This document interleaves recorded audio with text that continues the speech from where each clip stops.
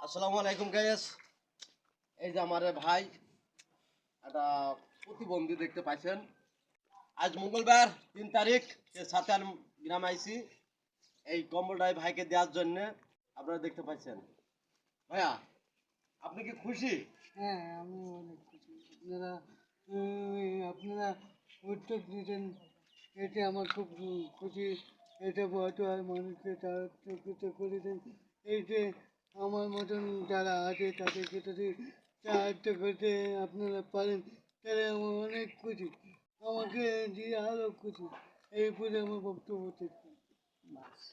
বাইরে প্রবাসী যারা কিছুদিন গেলে আপনি নিয়ে হ্যাঁ, নেবেন।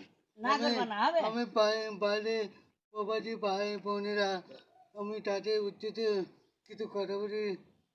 তারা যত পারেন সাহায্য করবেন। এটা প্রতিবন্ধী আমার মতন যারা আছে তাদেরকে সহযোগিতা করবেন।